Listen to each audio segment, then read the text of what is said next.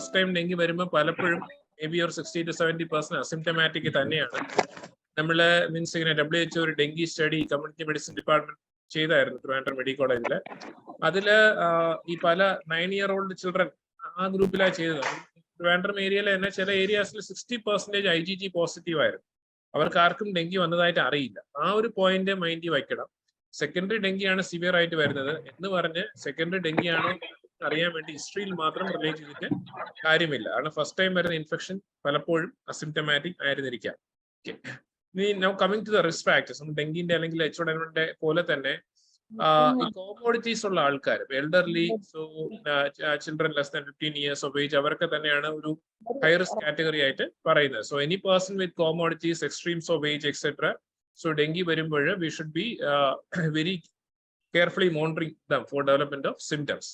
So other determinants of severity, the viral determinants are, so we know and conclusive evidence ഒന്നും ഇല്ലെങ്കിലും നമുക്ക് means serotypes, 4 serotypes, and then the 5th serotype is also there. There's a sylvatic dengue. Of the 4 serotypes, dengue 2 is supposed to result in more severe infection than dengue 1, 3 or 4. കേരളത്തില് actually 4 serotype actually circulating ആണ്. Okay, and then the genotypes. So there are different genotypes of dengue. Obviously, Asian genotype കൊണ്ടുള്ള infection ആണ് severe ആയിട്ട് വരുന്നത്. അത് നമുക്ക് usually അറിയാൻ പറ്റും. ഏറ്റവും ഇമ്പോർട്ടന്റ് ആയിട്ടുള്ള കാര്യം നേരത്തെ സൂചിപ്പിച്ച തന്നെയാണ് the prior dengue infection. So secondary dengue വന്നു കഴിഞ്ഞാൽ the chance of development of complications is actually around 6.5 to 15 times higher than when compared to the primary dengue infection. Now coming to the immunity, suppose now we had infection with dengue last year. So is it going to protect us from the further episodes of dengue? We can divide this immunity into homotypic as well as heterotypic immunity. Homotypic എന്ന് പറഞ്ഞു കഴിഞ്ഞാൽ ഇപ്പൊ നമുക്ക് ഒരു പ്രാവശ്യം infection വരുന്ന dengue 1 കൊണ്ടാണെങ്കിൽ our immunity against dengue 1 lifelong ആയിട്ട് നിൽക്കും. We are having the neutralizing antibody, so we are never going to get infected with dengue 1 again. But then we are susceptible to infection with the other serotypes. Dengue 2, 3, 4 ഒക്കെ നമുക്ക് പിൽക്കാലങ്ങളിൽ വരാൻ പറ്റും. അപ്പൊ അതിനെയാണ് ഹെറ്ററോട്ടിപ്പിക് immunity എന്ന് പറയുന്നത്. So once you have dengue due to one serotype, that antibodies are likely to protect you from infection due to other serotypes for a period of around 2 years. 2 years കഴിയുമ്പോൾ you will become susceptible to infections due to other serotypes, and if you are having infection due to other serotypes, there is a possibility of leading to dengue hemorrhagic fever and dengue shock syndrome. എന്ന് പറഞ്ഞ secondary dengue വരുന്ന എല്ലാവരും severe ഡെങ്കിയിലോട്ടൊന്നും അങ്ങ് പോകത്തില്ല. That depends on the right proportion of antigen as well as antibody. It's known as the concept of antibody dependent enhancement. Now, actually, to treat dengue properly, we should know the immunopathogenesis. We know dengue belongs to the flavivirus family. So, flavivirus family la ipo namukku Zika virus, chikungunya virus ella flavivirus family aanu. അപ്പൊ അതിന്റെ importance എന്ന് പറഞ്ഞു കഴിഞ്ഞാൽ ഇപ്പൊ നമ്മളൊരു dengue fever first week detect ചെയ്യാൻ നിൽക്കുകയാണെങ്കിൽ, so we have the antigen based dengue NS1 antigen whose sensitivity is maximum when you are using it say within 5 days, or നമ്മളെ എല്ലാ പബ്ലിക് ഹെൽത്ത് ലാബിലും ഡെങ്കി PCR ചെയ്യാൻ actually പറ്റും. In the second week, from 5 days onwards or from 7 days, you can rely on the IgM. IgM base ചെയ്ത് നമ്മൾ test ചെയ്യാൻ നിൽക്കുമ്പോൾ one thing we should keep in mind that there is likely to be cross reactivity with other flavivirus infections like Zika and chikungunya. But then from our experience, dengue is far more prevalent than chikungunya and Zika in the state. So classical symptoms with an IgM positivity after 7 days, we'll take it as dengue only. So that's just a concept വേണം. So 3 flavivirus നമുക്ക് ഇവിടെ circulate ചെയ്യുന്നുണ്ട്. Okay. And once the virus gets into your body, there's a viral antigen. നമ്മൾ ഈ കോവിഡിലൊക്കെ പറയുന്ന പോലെ ഈ complications ഉണ്ടാവുന്നത് സൈറ്റോകൈൻ എക്സാജറേറ്റഡ് immune response കാരണമാണ്. ഡെങ്കിയിലും അങ്ങനെ തന്നെയാണ്. There is an enhanced cytokine response in certain individuals. These are the people who become symptomatic and progress to dengue hemorrhagic fever and all. And there are 2 targets. Okay. And one target നമുക്ക് എല്ലാവർക്കും അറിയാതെ platelets ആണ്. So thrombocytopenia is a hallmark of dengue എന്നാണ് നമ്മൾ വിചാരിക്കുന്നത്. So ഈ thrombocytopenia and bleeding and risk ഉണ്ടാവുന്നത് thrombocytopenia അല്ലെങ്കിൽ thrombocythemia. Thrombocythemia എന്ന് പറഞ്ഞു കഴിഞ്ഞാൽ platelet count may be normal, but then qualitative defect may be there. ഇതിനെക്കാട്ടി ഇമ്പോർട്ടന്റ് കൊയാഗുലോപ്പതിയാണ്. So the major cause of bleed in dengue coagulopathy എന്നുള്ള concept നമ്മുടെ മൈൻഡിൽ എപ്പോഴും വേണം. The second target is actually more important than that of platelet, that is the vascular endothelium. Okay. അപ്പൊ നേരത്തെ നമ്മൾ എല്ലാവരും വിശ്വസിക്കുന്ന ഹോൾമാർക്കാണ് ത്രോംബോസൈറ്റോപീനിയ എന്നാണ് പറഞ്ഞത്. Actually, the real hallmark of a severe dengue is plasma leakage. Thrombocytopenia. This plasma leakage, and this plasma leakage occurs because of binding of this dengue virus to the vascular endothelium.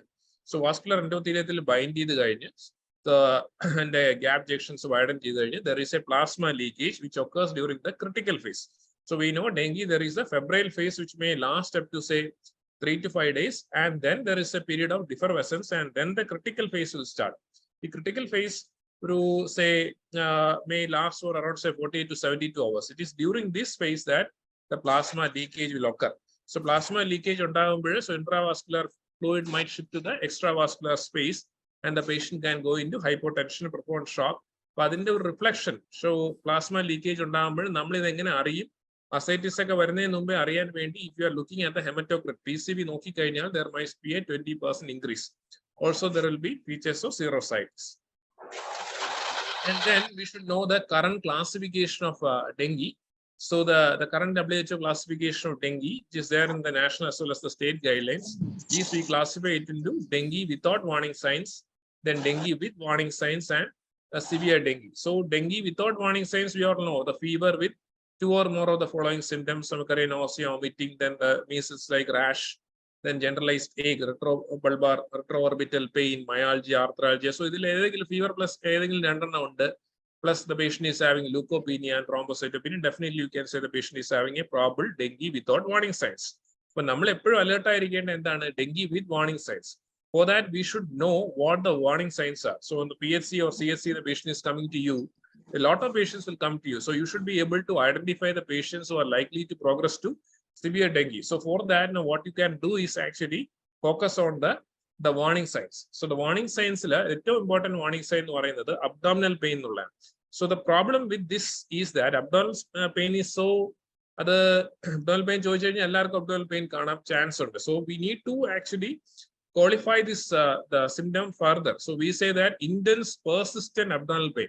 Intense persistent abdominal pain the positive predictive value for the plasma leakage, if the patient is having intense persistent abdominal pain, is around say 90%, and the positive predictive value of intense persistent abdominal pain for shock is around 82%. So abdominal pain lalla focus the intense persistent abdominal pain. That's reason the plasma leakage the fluid will leak into the perirenal and pararenal spaces. The nerves in the stimulation intense persistent abdominal pain. The warning sign is actually vomiting. So vomiting also you need to quantify 3 episodes of vomiting in 1 hour or 4 episodes of vomiting in 6 hours. Patient, it is actually better to refer the patient to higher centers. Then the presence of fluid accumulation like ascites or pleural effusion. The plasma leakage profound.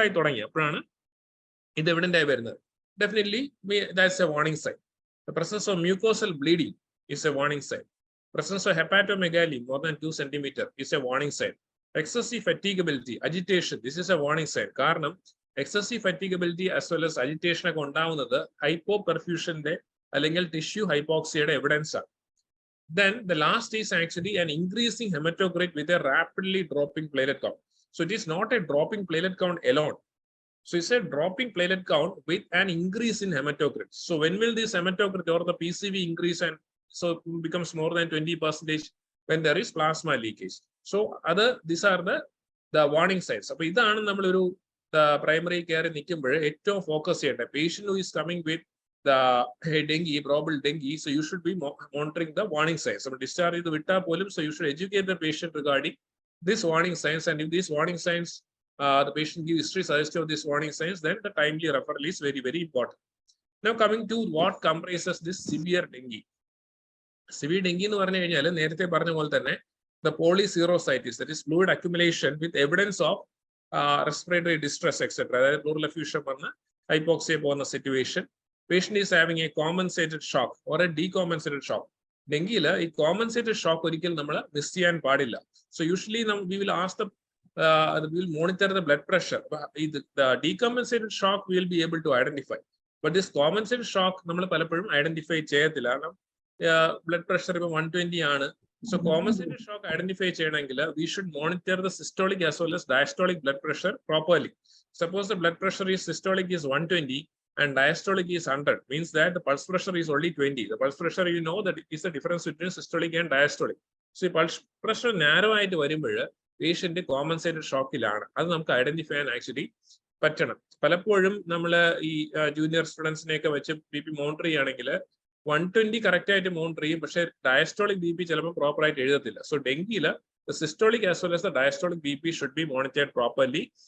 ഇല്ലെങ്കിൽ compensated shock എന്ന ആ stage നമ്മൾ വിട്ടുപോകാൻ chance ഉണ്ട്. Okay, then other factors which will qualify the patient to be classified in severe dengue include severe mucocutaneous bleeding and multi-organ failure like hepatitis, myocarditis, coma, etc. All these things will come under expanded dengue syndrome.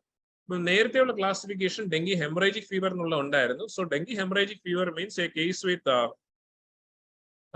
dengue-like presentation with the evidence of bleeding. So evidence of hemorrhagic tendency could be like the visible petechia, ecchymosis or purpura or mucosal bleeding.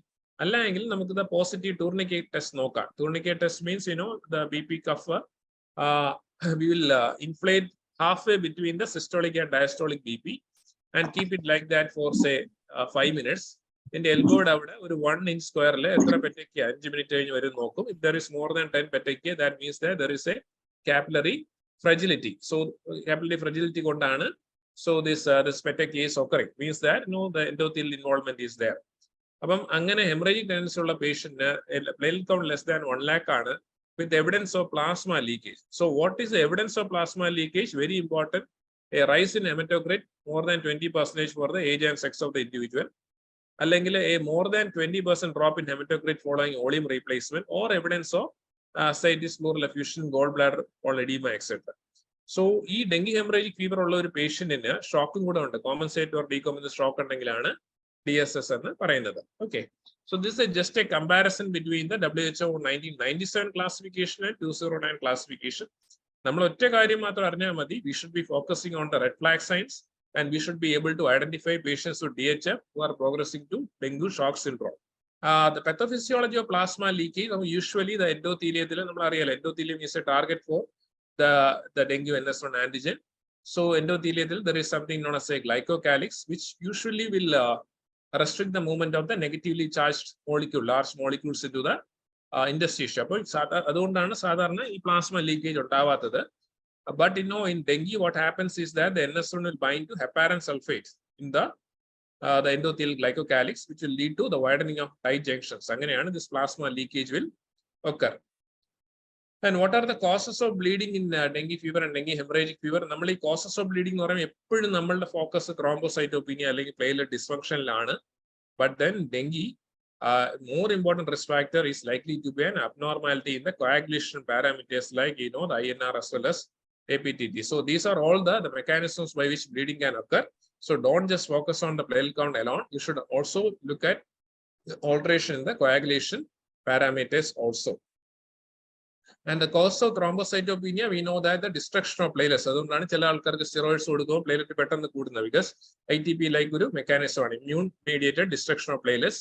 Early phase there is a bone marrow suppression, sequestration of platelet is also there. And because of disseminated intravascular coagulation also you can have thrombocytopenia.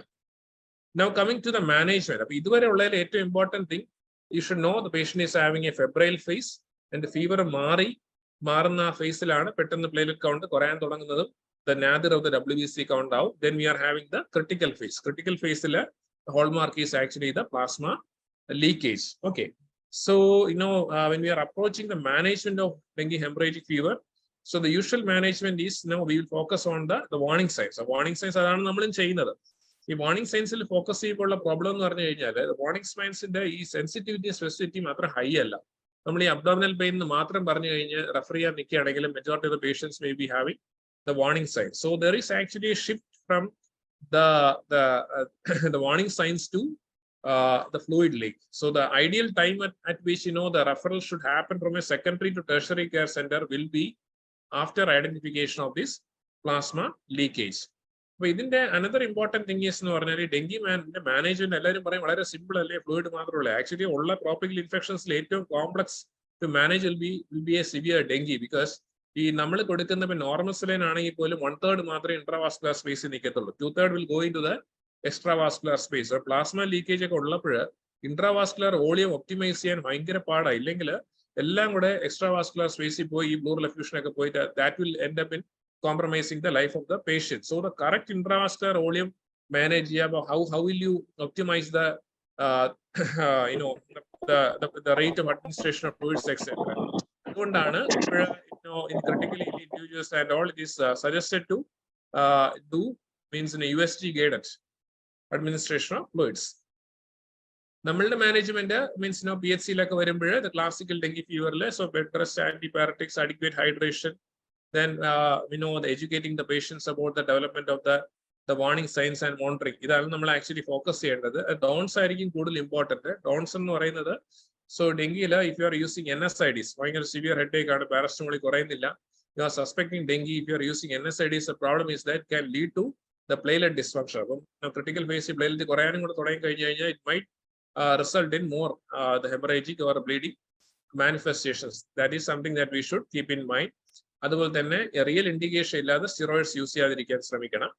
മാത്രമല്ല, if the patient is not having persistent vomiting or anything, the initial phase, critical phase or febrile phase, hydration should always be through the oral fluids. Oral fluids നമ്മൾ suggest ചെയ്യുമ്പോൾ isotonic fluids തന്നെ കുടിക്കാൻ പറയണം. അപ്പോൾ നമ്മൾ പച്ചവെള്ളം എന്ന് പറയുന്ന isotonic fluid അല്ല. So we should ask them to take say ORS like fluid അല്ലെങ്കിൽ കഞ്ഞിവെള്ളം ഉപ്പിട്ടത് കരിക്കുവെള്ളം അങ്ങനെയൊക്കെ വേണം the advice we should give. And we don't want a fluid overloaded patient going into the critical phase. The fluid overloaded patient critical phase load intravascular fluid extravascular space load plasma leakage ascites chance optimal hydration really maintain. So critical phase IV fluids indication if the patient is having persistent vomiting. This is something which you should keep in mind. It's very, very important chart. So the initial say 4 to 5 days or say 3 days, that will vary from patient to patient. It is actually the febrile stage. Febrile stage, the classical features of fever, retroorbital pain, myalgia, arthralgia, all these things will be there. And the biochemical parameters will be, you'll have the leukopenia, WBC count maybe less than 5,000, and the platelets might start falling. It might come below 1 lakh. So this is actually the febrile phase. Okay. Other 4 days fever and this effervescence will occur. And the WBC count will come to this lowest. That is neither lethal. And there might be a rapid drop in platelets. We can assume that the patient has entered the critical phase. And this critical phase might continue for 48 hours. So this critical phase we actually identify pattern. The red flag signs okay, we identify. The critical phase, what will happen is that there is likely to be the plasma leakage. Fluids intravascular and extravascular and there is something that we should know. After this 48 hours, there is a stage of resorption also. IV fluid ascites after 48 hours, intravascular patient might go into the pulmonary edema. So this graph you should keep in mind. So when you are thinking about the fluid administration in dengue, the critical phase fluid actually the rate of administration of the fluids is also very, very, very important. You can see that the rate of administration usually it is the maintenance plus the 5% deficit. The coming slides will come to the rate of administration of IV fluids in dengue. So this chart mind 4 to 5 days is the febrile phase. Fluid you should be using the more of oral fluids. The indication for IV fluids in the febrile phase is only when the patient cannot tolerate oral fluids. Oral fluids has to be isotonic. That's salted kanji, water or ORS should be there. Critical phase identify the fever chance. Then the patient will be having defervescence or fatigability persisting. Pani mari sheena doctor you can assume the patient is going into the critical phase. In the counselor, the clue will be that WBC count pattern and the lowest level, and there will be a rapid drop in platelet count and hematocrit monitoring. There will be a 20% increase. So we'll identify that the plasma leakage has started. And next thing you should keep in mind is that the plasma leakage will go on only for say around 48 to 72 hours. After that, all the fluid which has leaked out will come into the intravascular space again. Fluid overload പോകാൻ chance ഉണ്ട്.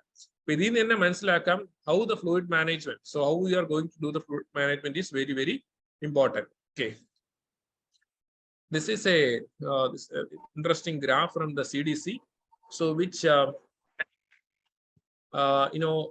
help us in identifying patients in the compensated shock as well as the hypotensive shock. Okay, not going into details or anything. So one bedside test you can do is, so the consciousness level nokam. About the confused angle, you know that there is a cerebral hypoperfusion, patient is in shock. Then the capillary refill. Capillary refill എന്ന് പറയുന്നത് നമ്മൾ ഇങ്ങനെ tip of the ഫിംഗറിൽ press ചെയ്തിട്ട് എത്ര സമയം കൊണ്ട് തിരിച്ചാ ചുമന്ന നിറം വരും നോക്കിയാൽ മതി. If it is more than 2 seconds, കൂടുതൽ എടുക്കുകയാണെങ്കിൽ you know that the patient is in compensated shock. Extremities. Patient is saying that very much fatigability is there and the cool peripheries ഉണ്ട്. പക്ഷേ BP നോക്കുമ്പോൾ ഒരു 110 ഒരു 90 ഒക്കെ ആണെങ്കിൽ you should understand that the patient is in compensated shock. Compensated shock വരുമ്പോഴും cellular hypoxia ഉണ്ട്. The pulse volume will also help you, the tachycardia, the blood pressure, etc.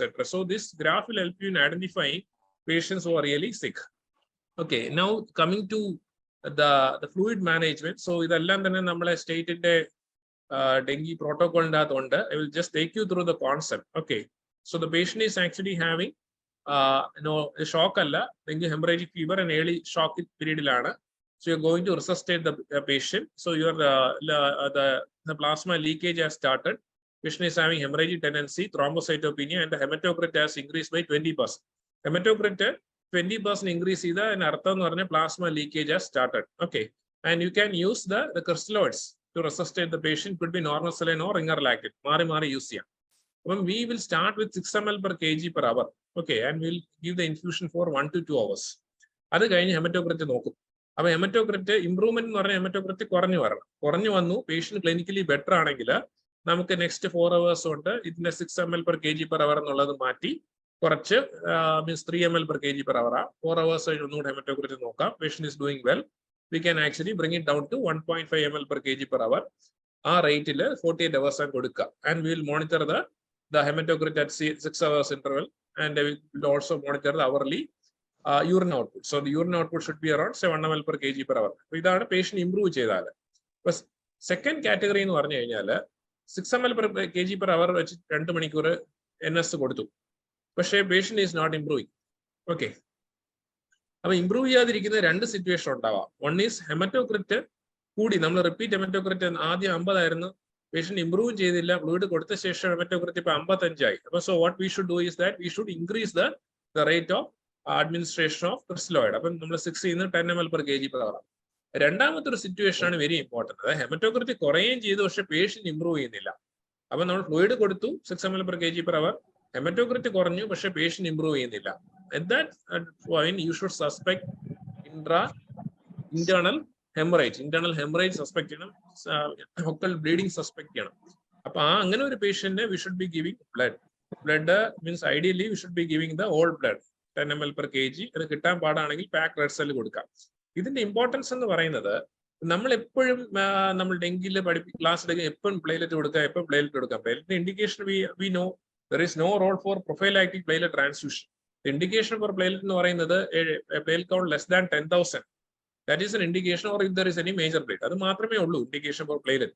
പക്ഷെ നമ്മൾ എപ്പോഴും മറന്നു പോകുന്നത് പ്ലേലെറ്റിന് ഒരിക്കലും ഓക്സിജൻ ക്യാരി ചെയ്യാൻ പറ്റത്തില്ല. യൂഷ്വലി ഷോക്ക് ഒക്കെ ആകുമ്പോൾ പേഷ്യന്റിന് ഈ ഓർഗൻ ഡാമേജ് ഉണ്ടാവുന്ന സെല്ലുലാർ ഹൈപ്പോക്സിയ കാരണമാണ്. So we should not miss out on occult bleed. And occult bleed ഇങ്ങനെ, for example patient is not improving despite fluid resuscitation, haematocrit is falling, think about occult bleed and then in such situation transfuse blood. Okay, ഇതുപോലെ തന്നെ compensated shock ആണെങ്കിൽ so what you should be doing എന്ന് പറയുന്നത്, so the algorithm concept is the same, only thing is the fluid administration the amount is different. So initially we should use around 10 to 20 ml per kg per hour crystalloids use here, and if the patient is improving then every 4 hours you can bring it down to 6, then 3 and 1.5, and you can give it for around 24 to 48 hours. If the patient is not improving, then based on the hematocrit, patient hematocrit fall ചെയ്യുകയും ചെയ്തു, patient improve ചെയ്യുകയും ചെയ്യുന്നില്ലെങ്കിൽ think about an occult blood and give fluids. If the hematocrit is increasing despite this 10 to 20 ml per kg per hour of fluids, then probably you can repeat the dose or use colloids. The concept മനസ്സിലായെന്ന് തോന്നുന്നു. And the fluid management should be based on the optimal weight of the patient. Ideal body weight വെച്ചിട്ട് വേണം ഈ ഫ്ലൂയിഡിന്റെ അളവ് calculate ചെയ്യാൻ വേണ്ടി. Obeys patient എന്ന് വെച്ചിട്ട് അവരുടെ ഐഡിയൽ ബോഡി വെയിറ്റ് എടുക്കേണ്ടത്, അല്ലാതെ ഒറിജിനൽ ബോഡി വെയിറ്റ് വെച്ചല്ല ഫ്ലൂയിഡ് ഡെഫിസിറ്റ് കാൽക്കുലേറ്റ് ചെയ്യേണ്ടത്. Then another thing is, how are you going to assess the intravascular volume? അതാണല്ലോ ഏറ്റവും ഇമ്പോർട്ടന്റ് തിങ്. നമ്മളിപ്പം പറഞ്ഞ എല്ലാം തന്നെ ബ്ലഡ് പ്രഷറും ഈ സീരിയൽ ഹെമറ്റോക്രിറ്റ് PCV മെഷർമെന്റ് വെച്ച് അസസ് ചെയ്യണം. These are really crude methods ആണ്. ഇപ്പം CVP വെച്ച് മെഷർ ചെയ്യാൻ നോക്കിയാൽ പോലും CVP in dengue we cannot put because of the hemorrhagic tendency, the coagulopathy and all those things. So ideally we should be measuring the collapsibility index of the IVC. ഇത് നമ്മൾ പറയുമ്പോൾ PSC-ലൊന്നും നടക്കില്ല, പക്ഷേ taluk hospital onwards I believe that you'll be having an ultrasound.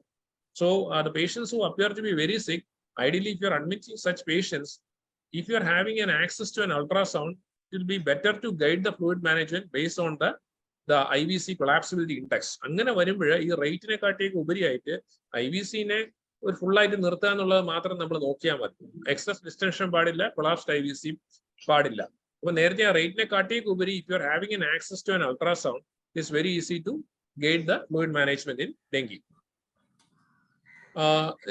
certain studies ആണ്. അപ്പം നമ്മൾ ഇത് അല്ലാതെ ചെയ്ത് കഴിഞ്ഞാൽ ഒത്തിരി ഫ്ലൂയിഡ് എക്സ്ട്രാവാസ്കുലർ സ്പേസിൽ പോയി കഴിഞ്ഞാൽ patients can go in to pulmonary oedema. Okay, and positive fluid balance, അതായത് നമ്മൾ കൊടുക്കുന്നതിനെ കാട്ടി കൂടുതൽ ഫ്ലൂയിഡ് പുറത്തോട്ട് പോയി കഴിഞ്ഞാൽ there is a possibility that the outcomes may not be pretty good. So if you have an access to an ultrasound guided fluid management, that will be the optimal thing to do in dengue. And the കുറച്ച് patients are young patients. ഏറ്റവും താഴെ നോക്കിയാൽ മതി, their SGPT levels were say around more than 10,000. So what happened here? ഇവർ ആരും തന്നെ ഹൈപ്പോടെൻഷനിലായിരുന്നില്ല. But what happened is that they were in compensated shock. This is something which we should keep in mind. Patient ഹൈപ്പോടെൻഷനിൽ പോകണമെന്ന് ഒരു നിർബന്ധവും ഇല്ല. Compensated shock എന്ന് പറഞ്ഞു കഴിഞ്ഞാൽ the pulse pressure less than 20 ആയാൽ മതി. That is why in patients who appear sick, the monitoring of the pulse pressure is vital, as well as the monitoring of the PCV is vital. So if the pulse pressure is 20, pulse pressure is less than 20, that means that the patient is in compensated shock. Compensated shock വന്നു കഴിഞ്ഞാൽ cellular hypoxia ഉണ്ടാവും. Cellular hypoxia ഉണ്ടാകുമ്പോഴാണ് ഇതുപോലെ ischemic hepatitis actually വരുന്നത്. So ഇത് avoid ചെയ്യണമെങ്കിൽ we should be able to pick up compensated shock at the earliest. So otherwise the problem is that if you are not able to pick up shock, and if your patient is left untreated for 10 hours, then it might result in death. And 4 hours, if you are not able to correct the shock, the patient will progress to liver failure with around 50% mortality, like that. So the tissue hypoxia, these are the reasons in dengue for tissue hypoxia. Tissue hypoxia varumbrana encephalitis varunathu, hepatitis varunathu, acute kidney injury ekku variya. Okay, one is inadequate circulation. So that is because of the plasma leakage, adequate intravascular rolling aanilla. Second is because of inadequate ventilation. So when will that occur? നമ്മൾ കൊടുക്കുന്ന fluid management optimal അല്ലായിരുന്നു, fluid മൊത്തം leak out ചെയ്ത് pleural effusion ഒക്കെ ഉണ്ടാകുമ്പോഴാണ് inadequate ventilation. Third is inadequate RBC to carry the oxygen. So if there is an occult bleeding, etc. Then how are you going to detect the plasma leakage? We know the rising hematocrit more than 20%. ഇതാണ് നമ്മൾ usually use ചെയ്യുന്നത്. Okay, the presence of pleural effusion ascites, അത് കുറച്ച് late signs ആണ്. Ultrasound ഉണ്ട്, right ഹൈപ്പോകോൺട്രിയൽ pain ഒക്കെ പറയുകയാണെങ്കിൽ GB edema, gallbladder or edema may be an early sign of plasma leakage. And also, if you know the baseline albumin less than 3.5 gram percentage also could be used as a marker of plasma leakage. So again, coming back to this very, very important thing, നമ്മുടെ dengue മാനേജറിൽ ഏറ്റവും important thing, the critical period identify ചെയ്യാന്നുള്ളതാണ്. Critical പീരീഡിലാണ് plasma leakage ഉണ്ടാവുന്നത്. Plasma leakage ഉണ്ടാവുന്ന സമയത്ത് നമ്മൾ correct dose fluid കൊടുത്തില്ലെങ്കിൽ പ്രശ്നം. ഇൻട്രാവാസ്കുലർ സ്പേസിൽ നിന്ന് ഫ്ലൂയിഡ് മൊത്തം എക്സ്ട്രാ വാസ്കുലറിൽ പോയി കഴിഞ്ഞാൽ അസൈറ്റിസ്, ഇങ്ങനെ ടെൻസ് അസൈറ്റിസ് ആയിട്ട് വരികയും പ്ലൂറൽ എഫ്യൂഷനെ കൂടി വന്നു കഴിഞ്ഞാലും the outcome could be detrimental for us. Then the prolonged shock. So ഇതുവരെ പറഞ്ഞത് ഫ്ലൂയിഡ് മാനേജ്മെന്റ് മാത്രമാണ്. The prolonged shock will result in organ damage. ആ ഒരു സിറ്റുവേഷനിൽ to optimize the outcome, we need to know about something known as an ABCS also. A is actually acidosis. അപ്പം നമ്മൾ prolonged shock ഒക്കെ വരുമ്പോൾ acidosis വരാൻ chance ഉണ്ട്. So in that situation, what you do is, patient is not improving, patient is in shock despite our fluid management. So ABG the pH is less than 7.3 with a bicarbonate less than 15. So you have to administer bicarbonate. Second is the occult bleeding. അതെങ്ങനെ കണ്ടുപിടിക്കണം നേരത്തെ discuss ചെയ്തു. Third is the calcium level also you need to assess. Hypocalcemia, that has to be corrected. This is actually hypoglycemia. So liver involved, patient might go into hypoglycemia. That also has to be identified and corrected at the earliest. Okay, this is from our guidelines. So we need to this is the majority of the patients are asymptomatic. Of the symptomatic patients, we divide into mild dengue, moderate, and severe. So mild dengue no home management with monitoring for the red flag signs matram madi. Second is mild dengue in patients with comorbidities. There also we should educate them regarding the warning signs.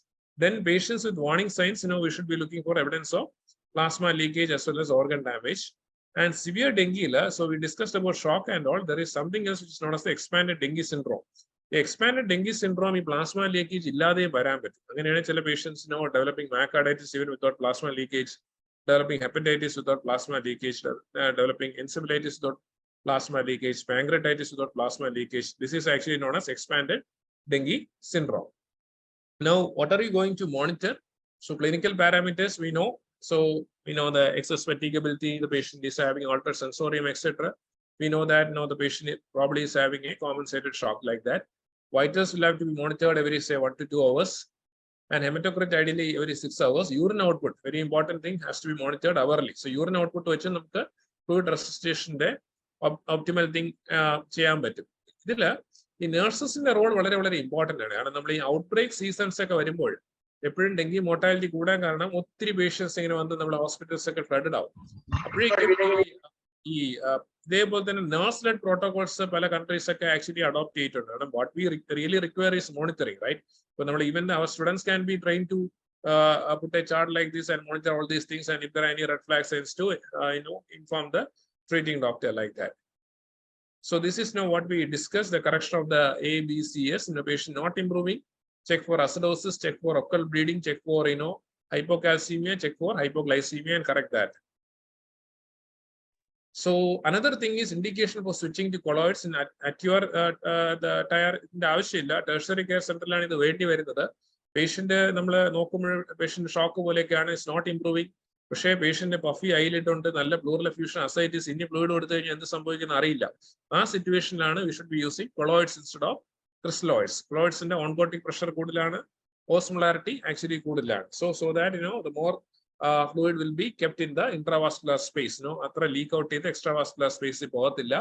So these are the colloids that we are using, 10% dextran 40 or the 20% albumin like that. Okay.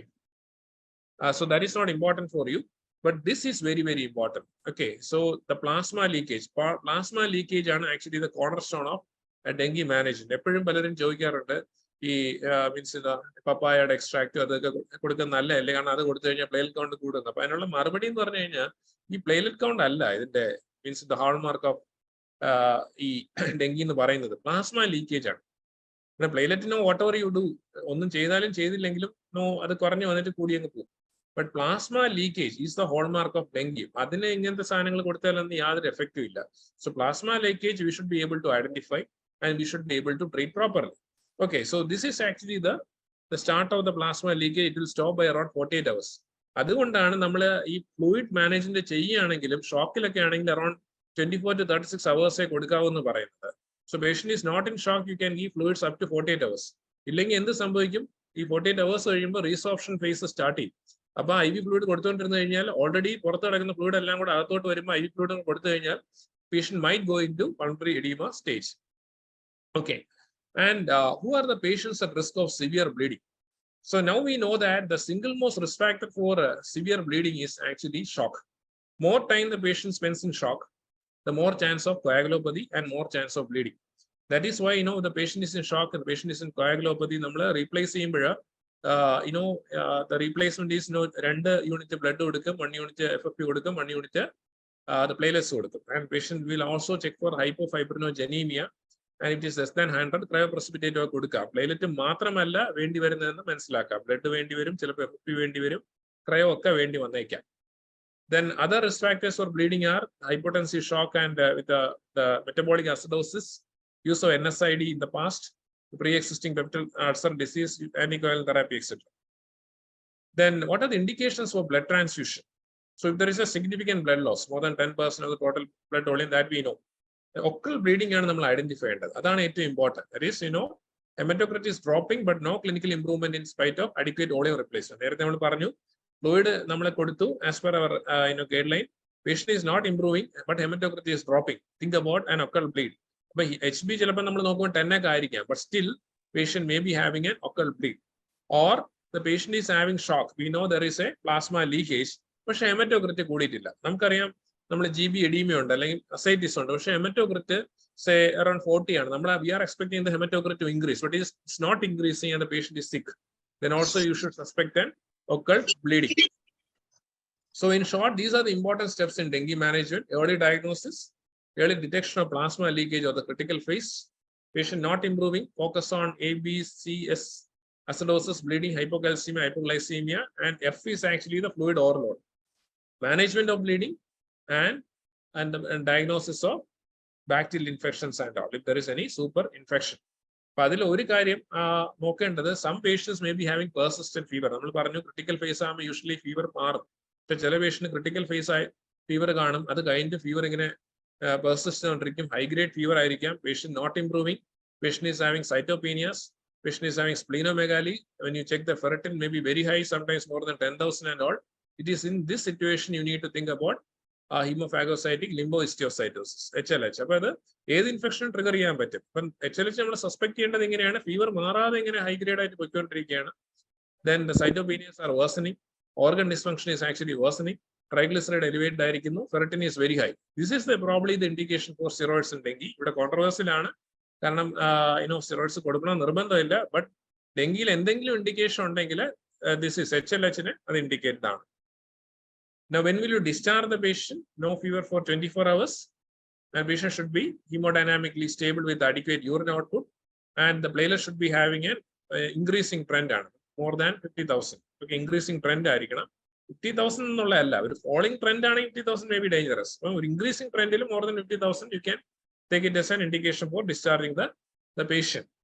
ഇത് നമുക്ക് ഏറ്റവും ഒരു practical ആയിട്ടുള്ള കാര്യം, നമ്മള് ഈ case fatality rate in dengue നമ്മൾ നോക്കുമ്പോൾ ഔട്ട്ബ്രേക്ക് ഇയേഴ്സ് വളരെ ഹൈ ആണ്. അത് ഒരിക്കലും വിർലൻസ് കൂടുതലായതുകൊണ്ടൊന്നും അല്ല. ദ റീസൺ ഈസ് ദാറ്റ് ഈ നമ്മൾ ഈ പറഞ്ഞ കാര്യങ്ങളൊക്കെ നടപ്പിലാക്കാൻ വളരെ ബുദ്ധിമുട്ടായിരിക്കും. ഇപ്പൊ ഹോസ്പിറ്റലിലെ ടേഴ്സറി കെയർ സെന്ററിലാണെങ്കിൽ തന്നെ ബെഡ് മൊത്തം തറയിലും ഒക്കെ പേഷ്യൻസ് ആകുമ്പോൾ ഈ ഫ്ലൂയിഡ് മാനേജ്മെന്റ് റേറ്റ് ഒക്കെ നമുക്ക് ബുദ്ധിമുട്ടായിട്ട് മാറാൻ ചാൻസ് ഉണ്ട്. That is the reason why in CFR in the outbreak years is actually very very high. അപ്പൊ നമുക്ക് we want to bring down the deaths due to dengue. So ideally they say that the case fatality rate should be 0.05. 0.05 എന്ന് നമ്മുടെ case fatality rate നമുക്ക് അറിയില്ല. Reason എന്ന് പറഞ്ഞു കഴിഞ്ഞാൽ number of dengue deaths our system will capture correctly, but the number of infections in the state അത് correct ആയിട്ട് capture ചെയ്യാത്തതുണ്ട്. So we may not be knowing the case fatality rate due to dengue correctly in the state. Ideally WHO says that should be only around 0.05. അപ്പൊ അങ്ങനെ എത്തിക്കണമെങ്കിൽ so all these aspects we need to focus on. Then evidence-based streamlining of case referral, optimizing of the clinical care and integrated vector control. അപ്പൊ അതിൽ നമുക്ക് എന്ത് ചെയ്യാൻ പറ്റുമോ നോക്കിക്കഴിഞ്ഞാൽ, so ഇത് നമ്മളെ ഒരു ടയർ ബേസ്ഡ് അപ്രോച്ച് ആണ്. The PHC level, all the dengue fever without warning signs definitely we can treat, and we should focus on these warning signs. Warning signs ഉണ്ടെങ്കിൽ warning signs abdominal pain vomiting നമ്മൾ പറഞ്ഞ definition എടുക്കുക കേട്ടോ. അപ്പോൾ intense persistent abdominal pain ആണ് refer ചെയ്യാനുള്ള criteria എടുക്കേണ്ടത്. As well as vomiting more than 3 in 1 hour and 4 in 6 hours. അത് കണ്ടാൽ സെക്കൻഡറി കെയർ സെന്ററിലോട്ട് റെഫർ ചെയ്യും. സെക്കൻഡറി കെയർ സെന്ററിൽ dengue fever with warning signs can be manage, but ഈ dengue fever with warning signs plus rapidly falling platelet count less than 50,000 with leukopenia with evidence of plasma leakage, it's better to refer to a tertiary care center. Tertiary care center പിന്നെ അതുപോലെ തന്നെ expanded dengue syndrome, if suspect ARDS, you're suspecting myocarditis etc., you can also refer the patient to tertiary care center. Tertiary care ഇവരെല്ലാം കൂടെ എത്തിപ്പോഴുള്ള പ്രശ്നം എന്ന് വെച്ച് കഴിഞ്ഞാൽ ഈ വാർണിംഗ് സൈൻസ് എല്ലാവരും കൂടെ എത്തിക്കഴിഞ്ഞാലും ഈ വാർണിംഗ് സൈൻസിന്റെ സെൻസിറ്റിവിറ്റി സ്പെസിസിറ്റി 100% അല്ല. അപ്പൊ നമുക്ക് അധികം ബെഡൊന്നും ഇല്ലെങ്കിൽ we should be using USG guided methods to identify plasma leakage. ഈ പ്ലാസ്മ ലീക്കേജ് ഉള്ള ആൾക്കാർക്കാണ് ആക്ച്വലി ഫോക്കസ്ഡ് കെയർ ഒക്കെ നോക്കേണ്ടത്. അവർക്കാണ് ഇങ്ങനെ മീൻസ് റിയലി ബെഡ് ഒക്കെ കൊടുത്ത് മീൻസ് ഒത്തിരി പേര് താഴെ കിടക്കായിരിക്കും. അവരെ ഫോക്കസ്ഡ് ആയിട്ട് മോണിറ്റർ ചെയ്ത് അവർ കറക്റ്റ് ഫ്ലൂയിഡ് മാനേജ്മെന്റ് നടത്തി കഴിഞ്ഞാൽ ഡെങ്കി ഷോക്കിലോട്ട് പോകുന്നത് പ്രിവെന്റ് ചെയ്യാൻ പറ്റും. ഓക്കെ, സോ ഇതാണ് ഇൻ ഷോർട്ട് റെഫറൽ പ്രോട്ടോകോൾ ആണ്. സോ പ്രൈമറി കെയറിൽ we can treat all the dengue without warning signs. സെക്കൻഡറിയിലെ dengue with warning signs plasma leakage വരുമ്പോഴോ അല്ലെങ്കിൽ എക്സ്പാൻഡഡ് ഡെങ്കി വരുമ്പോഴോ you should understand that the patient is progressing to the severe dengue and can be referred to tertiary care centers. അപ്പോൾ നമ്മൾ എപ്പോഴും ഒരു കളിക്കായിട്ട് പറയാറുണ്ട്, so what do you mean by high dependency unit in tertiary care centre in the dengue season? So dengue സീസണിൽ ഒരു പ്രശ്നം എന്ന് പറഞ്ഞു കഴിഞ്ഞാൽ the entire all of you are more experience than me, entire ഹോസ്പിറ്റലിൽ മൊത്തം പേഷ്യൻ്റ് ആയിരിക്കും. അപ്പൊ അവിടെ what do you mean by high dependency unit? ഞാൻ പറയുന്നത് ബെഡ് ആണ് ഹൈ ഡിപെൻഡൻസി യൂണിറ്റ്.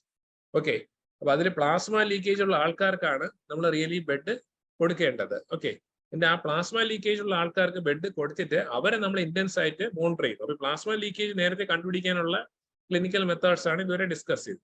അവരെ നമ്മൾ ഈ പറഞ്ഞ പോലെ തന്നെ ഈ വൈറ്റൽസ് മീൻസ് ഒരു 2 to 3 hours മോണിറ്റർ ചെയ്യുന്നു, PCV 6 hours മോണിറ്റർ ചെയ്യുന്നു. അപ്പൊ അവർക്ക് compensated shock pulse pressure less than 20 വരെയാണെങ്കിൽ അവരെയാണ് റിയലി ICUലോട്ട് മാറ്റേണ്ടത്. So these are certain don'ts in the management of dengue. So we should not use corticosteroids. So we should be using that only when there is a chance of bleeding, hyperglycemia and all those that. We should be using that only in one situation, that is in HLH. So don't give platelet transfusion for a low platelet count. Okay, platelet prophylactic transfusion yadu role illa. We should be using that only if the platelet count is less than 10,000 or if there is any major bleed. Angane varumbol coagulopathy rule out cheyyam. So use isotonic solutions. If you are using 0.45% saline, etc., everything will leak out into the extravascular space. Don't assume that IV fluids are always necessary. But നമ്മളെ അടുത്ത് വരുമ്പോൾ critical ഫേസിലാണെങ്കിൽ മാത്രമേ IV fluids role ഉള്ളൂ. The patient is in the febrile phase, don't give IV fluids. That may turn out to be detrimental. കാരണം IV fluids കൊടുത്ത് intravascular space expand ചെയ്തിരുന്നു കഴിഞ്ഞാൽ critical face വരുമ്പോൾ ഇതെല്ലാം കൂടെ ലീക്ക് ഔട്ട് ചെയ്ത് പുറത്തോട്ട് പോകും. So patient is not vomiting in the febrile phase. Try to use isotonic fluids like ORS കഞ്ഞിവെള്ളം method. And we should educate patients when to return. വീട്ടിലോട്ട് വിടുന്ന പേഷ്യൻസിന് റെഡ് ഫ്ലാഗ് സൈൻസ് എല്ലാം പഠിപ്പിച്ചു വേണം വിടാൻ. And we should recognise a critical period and we should monitor the fluid intake, output, vital signs, haematography. We have discuss that. The recognition of the compensated shock is very important. Decompensated shock നമ്മൾ എന്തായാലും കണ്ടുപിടിക്കും. Compensated shock നമ്മൾ pulse പ്രഷറിലൂടെ കണ്ടുപിടിച്ച് കഴിഞ്ഞാൽ we can prevent the patient from progressing to decompensated shock. And when to administer colloids, we have discussed. If there is any evidence of fluid overload, and we cannot administer more of crystalloids, it is in such situation we should think about colloids. And most important thing, we should know when to use blood transfusion. Basic concept about dengue management, എന്തെങ്കിലും doubt ഉണ്ടെങ്കിൽ you can get it clarified. നഴ്സസിനും ഈ dengue മാനേജ്മെന്റിൽ ഒത്തിരി കാര്യങ്ങൾ ചെയ്യാൻ really പറ്റും കേട്ടോ. അതായത് ഞാൻ ഈ ഔട്ട്ബ്രേക്ക് സീസണിൽ പല കൺട്രീസിന്റെയും ഈ മോണിറ്ററിംഗ് ഫോർമാറ്റ്സ് കണ്ടിട്ടുണ്ട്. അവർക്ക് ഡോക്ടേഴ്സ് ഒത്തിരി ഷോർട്ടേജ് ഉള്ള കൺട്രീസിൽ ഫുൾ സിസ്റ്റം ഗൈഡഡ് ആയിട്ടാണ് ഈ മാനേജ്മെന്റ് മൊത്തം ചെയ്തിരിക്കുന്നത്. കാരണം ഇതിൻ്റെ അകത്ത് കറക്റ്റ് മോണിറ്ററിങ്ങും കറക്റ്റ് റേറ്റ് ഫ്ലൂയിഡ് അഡ്മിനിസ്ട്രേഷനും മാത്രമേ ആക്ച്വലി ഡെങ്കിയിലുള്ളൂ. ഇത് അത്രേ ഉള്ളൂ എന്ന് പറയുമ്പോഴും നമുക്ക് ഏറ്റവും കൂടുതൽ ഡിഫിക്കൽട്ട് ആയിട്ട് മാറുന്നതും അത് തന്നെയാണ്. രണ്ടാമത്തേത് IgGയുടെ റോളാണ് കേട്ടോ. പലപ്പോഴും ഈ സെക്കൻഡറി ഡെങ്കി ആണെന്ന് അറിയാൻ വേണ്ടി ആദ്യമേ IgG ചെയ്യാറുണ്ട്. ഇപ്പൊ IgG ഫസ്റ്റ് വീക്കിൽ തന്നെ you should be more careful. കാരണം IgG positivity means that the patient had previous dengue infection. അപ്പൊ ഇത് വരുന്ന സെക്കൻഡറി ഡെങ്കി ആണ്. സെക്കൻഡറി ഡെങ്കിയിൽ നമ്മുടെ റെഡ് ഫ്ലാഗ് സൈൻസിനൊക്കെ കുറച്ചും കൂടെ ഇമ്പോർട്ടൻസ് കൊടുക്കണം. ബിക്കോസ് ആന്റിബോഡി ഡിപെൻഡന്റ് എൻഹാൻസ്മെന്റ് കാരണം there is more chance of plasma leakage and progressing to severe dengue in secondary dengue infection. IV fluid എപ്പോഴാണ് സ്റ്റാർട്ട് ചെയ്യേണ്ടത്? PHC ലെവൽ അല്ലേ? PHC ലെവലില് IV ഫ്ലൂയിഡിന്റെ ഇൻഡിക്കേഷൻ. സോ ക്രിട്ടിക്കൽ ഫേസിലാണ് നമ്മൾ IV ഫ്ലൂയിഡ്സിന്റെ absolute indication വരുന്നത്. So critical ലെവലില് plasma leakage തുടങ്ങുന്ന സമയമാണ്. അപ്പൊ നമ്മൾ നേരത്തെ പറഞ്ഞു ഫീവർ മാറുന്നു, പക്ഷെ പേഷ്യന്റ് ഭയങ്കര ഫെറ്റിക്കബിലിറ്റി ഉണ്ട്, WBC കൗണ്ട് കുറയുന്നു, പ്ലേറ്റ്ലെറ്റ് കൗണ്ട് പെട്ടെന്ന് കുറയുന്നു, ഹെമറ്റോക്രിറ്റി കൂടാൻ തുടങ്ങുന്നു, ഈ പറയുന്ന പ്ലാസ്മ ലീക്കേജ് എന്തെങ്കിലും എവിഡൻസ് വരുന്നു. അപ്പൊ ആ ഒരു സിറ്റുവേഷനിൽ PHCയിൽ വെച്ച് നമ്മൾ മാനേജ് ചെയ്യാൻ ചോദിച്ചു കഴിഞ്ഞാൽ ഗൈഡ് ലൈൻ പാടില്ല, സെക്കൻഡറി കയറി പോകണമെന്നുള്ളത്. അപ്പൊ നമ്മൾ PHCയിൽ ഫെബ്രൈൽ സ്റ്റേജിൽ എപ്പോഴും IV ഫ്ലൂയിഡ് കൊടുക്കണമെന്ന് ചോദിച്ചാൽ ഒമിറ്റിംഗ്, എക്സസീവ് ഒമിറ്റിംഗ് ഉള്ള പേഷ്യന്റിന് ഓറൽ ഫ്ലൂയിഡ്സ് പറ്റാത്തൊരു സിനാറിയോയിൽ IV ഫ്ലൂയിഡ്സ് PHC കൊടുക്കാം. അവിടെ അഗ്രസീവ് ആയിട്ടൊന്നും കൊടുക്കരുത്. 1.5 ml/kg/h ഒക്കെ കൊടുക്കാം. കാരണം കൂടുതൽ ഫ്ലൂയിഡ് കൊടുത്തു കഴിഞ്ഞ് ഇനി പേഷ്യന്റ് ക്രിട്ടിക്കൽ ഫേസിൽ പോയി കഴിഞ്ഞാൽ ഇതെല്ലാം കൂടെ ലീക്ക് ചെയ്ത് പുറത്തു. Acute fever with hypotension can we give IBF എന്ന് ചോദിച്ചു കഴിഞ്ഞാൽ ഹൈപ്പോടെൻഷന്റെ എറ്റിയോളജി കണ്ടുപിടിക്കണം കേട്ടോ. ഹൈപ്പർടെൻഷൻ എറ്റിയോളജി കണ്ടുപിടിക്കണം. അതിൽ ഫ്ലൂയിഡ് കൊടുക്കുന്നതിൽ തെറ്റൊന്നുമില്ല. പക്ഷെ ഈ ബാക്കി ആ കോൺസെപ്റ്റ് മൈൻഡിൽ വേണം. ക്രിട്ടിക്കൽ ഫേസ് അതെല്ലാം വേണം. IV ഫ്ലൂയിഡ് ഇട്ട് റെഫർ ചെയ്യുക, അതൊന്നും പ്രോബ്ലം ഒന്നുമില്ല. അത് തന്നെയാണ് ചെയ്യേണ്ടത്. How to manage transaminitis in dengue, when to stop paracetamol in transaminitis is there. How to manage transaminitis supportive management മാത്രമേ ഉള്ളൂ. ബാക്കി നമ്മൾ മറ്റേ ursodeoxycholic acid, silymarin, NSL സിസ്റ്റിനൊക്കെ യൂസ് ചെയ്യുന്നത് ജസ്റ്റ് ഒരു സപ്പോർട്ടേ ഉള്ളൂ. അതിനൊരു ഡെഫിനറ്റീവ് ട്രീറ്റ്മെന്റ് ഒന്നും അല്ല. വെൻ ടു സ്റ്റോപ്പ് പാരസെറ്റമോൾ, ഇപ്പൊ നമ്മൾ ഡെഫിനറ്റ്ലി INR പ്രൊലോഗേഷൻ കണ്ടു തുടങ്ങി കഴിഞ്ഞാൽ വി കനോട്ട് യൂസ് പാരസെറ്റമോൾ. മാത്രമല്ല ട്രാൻസാമിനൈറ്റിസ് ഉള്ള പേഷ്യൻസിനൊക്കെ തന്നെ we should rely more on tepid sponging and use paracetamol only if the fever is more than 101 etcetera. Dose of IV fluid in children almost the same തന്നെയാണ്. നമ്മളെ guide lines നോക്കിയാൽ മതി. Fluid administration ഒക്കെ തന്നെ guide line വെച്ച് തന്നെ actually നോക്കണം. അതിന് നമ്മുടെ ഒരു SITയുടെ 2019 പ്രോട്ടോകോൾ ഉണ്ട്. So for all the paediatricians please do that, read that document, SIT 2019 protocol. If fever is more than 48 hours, shall we start IV? IV fluid ഒരിക്കലും ഫീവർ വെച്ചല്ല സ്റ്റാർട്ട് ചെയ്യാനുള്ളത്. ഓക്കെ, കാരണം IV fluid administered during the febrile stage can actually worsen the outcome. അതാണ് basically ഇതിന്റെ concept. അതാണ് കേട്ടോ. ഡെങ്കിയില് critical ഫേസിൽ കാപ്പിലറി ലീക്കേജ് ഉണ്ടാവുമെന്നും ഫ്ലൂയിഡ് മൊത്തം പുറത്തോട്ട് പോകുന്ന അറിയണം. അതുകൊണ്ട് fever is not an indication for starting IV fluid. Okay, persistent vomiting in the febrile stage is an indication for starting IV fluid. അല്ലാതെ 48 hours fever മാറിയില്ല എന്ന് പറഞ്ഞാൽ ഈ ഫ്ലൂയിഡ് സ്റ്റാർട്ട് ചെയ്യാം. Reliability of NS1 test. NS1 ഒരു പ്രത്യേകത antigen based test ആണ്. അപ്പം സോ ബേസിക്കലി നമ്മൾ ഒരു ടെസ്റ്റും ഫേസ് വാല്യൂയിൽ എടുക്കത്തില്ല. നമ്മൾ പറയുന്ന ഫീവർ ഉണ്ട്, മയാൾജി ഉണ്ട്, ആർത്രാൾജി, റെട്രോർബിറ്റൽ പെയിൻ ഉണ്ട്, clinically U think it is dengue, NS1 is coming as positive, take it as dengue. Okay, NS1 അത്ര ക്രോസ് റിയാക്ഷൻ ഒന്നും വരത്തില്ല like IgM. So NS1 positive, you take it as this thing. പിന്നെ card, Elisa അതൊക്കെ നമ്മൾ ഒരു clinical സിനാരിയോയിൽ ഒരു diagnosis is dengue, NS1 card positive, take it as dengue only. What to do if leukopenia is more predominant? What to do if the leukopenia is more predominant than thrombocytopenia? Any cutoff value for WBC count? Okay, so അതിന് നമ്മൾ ഈ പലപ്പോഴും even neutrophil count less than 1000 ഒക്കെ കാണുന്നുണ്ട് ഡെങ്കിയിൽ. അതിന് ഒറ്റ കാര്യം എടുക്കാറുണ്ട്. സോ യൂഷ്വലി എത്രത്തോളം ഇത് പോകുമ്പോഴേക്കും ക്രിട്ടിക്കൽ ഫേസ് സ്റ്റാർട്ട് ചെയ്യാൻ പോകുന്ന ഒരു ഇൻഡിക്കേഷൻ ആയിട്ട് എടുക്കുക. അതിനുവേണ്ടി ആന്റിബയോട്ടിക്സ് ഒന്നും അങ്ങനെ സ്റ്റാർട്ട് ചെയ്യാറില്ല. only thing is that no means neutrophil less than 1000 ആവുമ്പോൾ the fever is persisting and all, we should look for secondary bacterial infection എന്ന് മാത്രമേ ഉള്ളൂ. അതിന് പ്രത്യേകിച്ച് കട്ട് ഓഫ്സ് ഒന്നും ഇല്ല. സോ ലുക്കോപീനിയയ്ക്ക് വേണ്ടി നമ്മൾ പ്രത്യേകിച്ച് ഒന്നും ചെയ്യാറില്ല. We just monitor the patient. First day ഫീവറിലെ ഡെങ്കു NS1 ചെയ്യണോ ഔട്ട് ബ്രേക്ക് ഉള്ള ഏരിയ ആണെങ്കിൽ? നമുക്ക് ആക്ച്വലി വേണ്ട കേട്ടോ. നമ്മൾ യൂഷ്വലി ഇൻവെസ്റ്റിഗേഷൻസ് ഒക്കെ ഒരു 3rd ഡേ ചെയ്യാനല്ലേ പറയാം. ഓക്കെ, നമ്മൾ ഫസ്റ്റ് ഡേ ഫീവർ വരുന്ന ഡെങ്കി ഔട്ട് ബ്രേക്കിൽ ഡെങ്കിയായിട്ട് തന്നെ എടുക്കുക. എന്നിട്ട് റെഡ് ഫ്ലാഗ് സൈൻസ് ഒക്കെ പഠിപ്പിച്ചിട്ട് പാരസ്റ്റമോൾ വെച്ച് മാനേജ് ചെയ്യും. Okay sir. അതുപോലെ ഫീവർ 5th ഡേ ആണെങ്കിൽ IgM ഡെങ്കു ചെയ്യണോ അതോ NS1 ഡെങ്കു ചെയ്യണോ? Actually 5th day we will suggest NS1 only. Okay sir. Okay, ഏറ്റവും ഇമ്പോർട്ടന്റ് തിങ് നിങ്ങളുടെ ക്ലിനിക്കൽ ജഡ്ജ്മെന്റ് തന്നെയാണ് കേട്ടോ. Basically you think it is dengue, okay, then go by the result. ആണ് ഈ പറയുന്ന NS1 ആണെങ്കിലും കാർഡിന്റെ ഒന്നും തന്നെ സെൻസിറ്റിവിറ്റിയോ സ്പെസിറ്റിയോ 100% അല്ല. സോ ചാറ്റിൽ ഒരു ക്വസ്റ്റ്യൻ കൂടെ ഉണ്ട്. What to do if the person is sensitive to paracetamol? Very very practical question ആണ്. പാരസ്റ്റമോൾ അലർജി ആണെങ്കിൽ പാരസ്റ്റമോൾ കൊടുക്കാൻ പറ്റത്തില്ല. ഡെങ്കി ആണ് നമുക്ക് അറിയാൻ ചെയ്യാം. NSAID കൊടുക്കാൻ പാടില്ല നമ്മൾ പറഞ്ഞിട്ടുണ്ട്. അത് വളരെ ട്രിക്കി സിറ്റുവേഷൻ ആണ്. അപ്പൊ അതില് നമ്മൾ ടെപ്പിഡ് സ്പോഞ്ചിങ് വെച്ച് നോക്കിയിട്ട് ഒരു 101 ഒക്കെ മുകളിലോട്ട് ഫീവർ പോവുകയാണെങ്കിൽ പ്ലേറ്റ്ലെറ്റ് കൗണ്ട് ഒക്കെ നോക്കിയാലും 1 ടാബ്ലറ്റും എഫ്നാപ്പിക് ആസിഡ് ഒക്കെ കൊടുക്കാം കേട്ടോ. പക്ഷെ അതൊന്നും ഒരിക്കലും ഗൈഡ് ലൈൻസിൽ നമുക്ക് പറയാൻ പറ്റത്തില്ല. എന്തായാലും പ്ലേറ്റ്ലെറ്റ് കൗണ്ട് ഒക്കെ നോക്കിയിട്ടേ കൊടുക്കാവൂ.